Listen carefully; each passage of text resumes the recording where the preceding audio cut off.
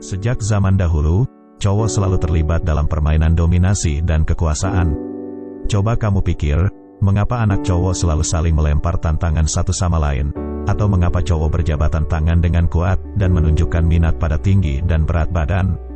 Semua ini adalah tentang menegaskan dominasi, insting alami yang kita semua miliki untuk menjadikan diri kita sebagai alfa dalam sebuah kelompok. Beberapa cowok beta mungkin akan mencoba untuk membantahnya, tapi inilah realitasnya. Selalu ada seorang cowok yang mendominasi cowok lain dalam kehidupan kita, mulai dari kekuatan fisik dan keterampilan, hingga kecerdasan dan karisma.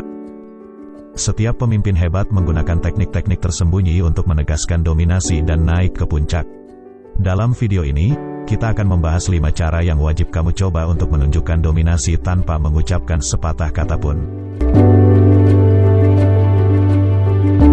Pertama, menerapkan tekanan sosial. Salah satu bagian keren dari dominasi itu kemampuan untuk membuat tekanan ke orang lain. Cowok yang dominan bisa bikin suasana tegang kapan saja. Mereka bisa bikin ketegangan sosial biar yang lebih pasif nurut, ngomong, atau ngelakuin sesuatu. Kadang mereka bikin ketegangan itu tanpa alasan, cuma buat senang-senang dan nunjukin siapa yang berkuasa. Banyak cowok kalah sama tekanan sosial, itu karena mereka nggak bisa nunjukin tekanan ke dunia. Kalau ada yang mempertanyakan mereka ngerasa terdesak buat jawab cepat, atau kalau yang lain ketawa, mereka ikutan ketawa. Jadi seperti cacing yang lemah bukan manusia yang dominan. Apa cowok kuat cuma senyum palsu buat nyenengin orang lain atau buru-buru jawab pertanyaan? Tentu tidak. Cowok dominan mau menjawab pertanyaan, kalau dia mau jawab atau sekiranya penting baginya. Dia cuma ketawa kalau beneran ngerasa lucu. Cowok dominan gak perlu ketawa palsu buat nyenengin orang lain. Gak ada tekanan buat cowok dominan untuk ngomong atau ngelakuin sesuatu, soalnya dia yang buat tekanannya sendiri. Salah satu cara simpel dan ampuh buat kasih tekanan ke orang lain yaitu lewat keheningan, tapi cara ini bakal berhasil kalau kamu dukung keheninganmu dengan sikapmu, mulai dari bahasa tubuh sampai mata kamu. Jangan ngeliatin ke bawah atau bikin diri kamu kelihatan lebih kecil, dan jangan buat ekspresi wajah yang culun. Semua itu bentuk eskalasi. Sebaliknya, kamu harus berdiri tegak di balik keheninganmu, seolah-olah keheningan itu adalah senjatamu sendiri. Ini perlu kepercayaan diri buat menguasainya, tapi ini bakal menimbulkan ketegangan ke orang lain. Kedua, cuekin apa yang orang lain katakan. Banyak orang ngomong gak jelas, mereka cuma gak tahu kapan harus diam. Alasannya karena tindakan mereka itu gak berbobot, jadi mereka coba kompensasi dengan omong kosong. Makanya kamu mesti tahu kapan harus bersikap cuek dengan omongan orang yang gak penting. Sikap cuek itu cara nunjukin dominasi lewat sindiran halus. Dengarkan baik-baik kalau orang gak penting bicara omong kosong, atau masuk ke topik yang gak disukai sama pemimpin.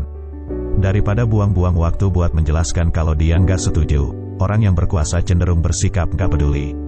Jadi intinya, tahu kapan harus cuekin orang dan kapan harus berkomentar adalah kemampuan yang harus kamu kembangin.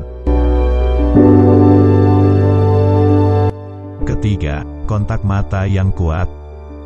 Mata bisa berbicara lebih banyak daripada kata-kata. Mata bisa ngasih tahu kalau senyum itu asli atau enggak. Atau kalau kamu mau, kamu bahkan bisa bikin takut atau tertarik hanya dengan tatapan matamu. Banyak kekuatan di mata, dan kebanyakan orang gak paham. Bahkan seseorang bisa melihat rasa canggung dari mata lawan bicaranya buat nunjukin kekuasaan. Orang yang punya status lebih tinggi bakal ngeliatin mata orang pas mereka ngomong dan ngurangin lihat mata pas mereka dengar. Ini untuk menunjukkan kuasa. Orang yang statusnya lebih rendah melakukan kebalikannya, dan ini nunjukin kepatuhan. Penting buat dapetin keseimbangan yang pas, tahu kapan menggunakan kontak mata yang kuat dan kapan harus cuek. Soalnya, menatap mata dengan tajam terlalu sering di situasi yang salah, bakal kelihatan seperti tindakan yang penuh konfrontasi dan agresif. Keempat, bahasa tubuh. Seperti halnya mata, bahasa tubuhmu juga bisa berbicara banyak tentang kamu dan bisa nunjukin dominasi ke dunia. Ini bisa nunjukin ke cowok lain kalau kamu gak merasa terancam dengan keberadaannya, dan nunjukin sama cewek kalau kamu adalah the real deal. Lihat sekelilingmu pas lagi berada di luar, perhatiin bahasa tubuh orang lain. Orang yang menunduk dan liatin HP mereka dengan kepala nunduk ke bawah, ini bikin mereka kelihatan seperti mangsa. Langkah pertama membuat bahasa tubuh kuat adalah dengan berdiri tegak, busungkan dada, dan dagu yang sedikit diangkat. Ini yang sering diajarkan orang tua ke anak cowoknya, soalnya orang tua tentu gak mau anaknya kelihatan seperti mangsa yang siap diterkam dan dibully sama dunia. Penting juga bagaimana cara jalan kamu. Apa kamu jalan duluan apa ikut-ikutan orang? Dominasi itu jalan sesuai langkah kamu sendiri. Jalan duluan kalau kamu mau sesuatu dan gak berjalan seperti orang culun. Yang juga penting adalah bagaimana kamu jabat tangan sama orang. Gak perlu ngepres tangannya, tapi pastiin jabat tangan kamu cukup kuat biar kehadiranmu terasa. Terakhir, kamu harus tahu kapan santai. Raja itu intens, pas dia duduk di tahtanya. Soalnya cowok paling kuat tahu gimana duduk santai kalau udah waktunya. Mereka serius tapi santai, dan bersikap rileks juga merupakan cara nunjukin dominasi. Ini nunjukin kalau kamu percaya diri dan segalanya di bawah kendali. Dan yang kelima, bertindak dengan percaya diri. Berhenti minta persetujuan, karena itu sama saja kamu ngasih orang kuasa buat mengaturmu. Orang tentu akan membantah jika kamu ngasih mereka opsi itu. Mereka senang memerintahmu dan menghalangimu maju. Jadi, jangan kasih celah orang lain buat mengaturmu. Karena, kebanyakan orang suka ngelarang kamu sebelum kamu mulai, tapi tidak akan berani menghalangimu jika kamu udah gerak duluan. Jika diibaratkan kereta, sulit untuk menghentikan kereta yang sedang berjalan kencang, tapi mudah untuk menghalangi kereta yang masih belum berjalan. Jadi maju dengan percaya diri. Kenyataan yang kamu harus tahu, bahwa hampir semua bisa dinego. Hampir setiap aturan bisa dilonggarkan atau dilanggar.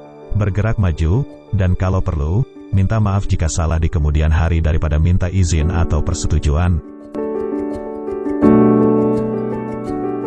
Dengan mengamalkan cara-cara ini, kamu dapat menunjukkan dominasi dengan cara yang kuat tanpa perlu mengatakan sepatah kata pun. Ingatlah bahwa kekuatan sejati tidak selalu berbicara keras, tapi dapat dirasakan oleh kehadiran dan tindakanmu. Terima kasih telah menonton video ini sampai akhir. Jika kamu suka dengan konten ini, jangan lupa untuk klik like, subscribe, dan share video ini kepada teman-temanmu. Jika kamu mau menambahkan atau ingin berbagi pengalaman, silakan tulis di kolom komentar, agar kita bisa berdiskusi bareng. Sampai jumpa di video selanjutnya. Good luck bro.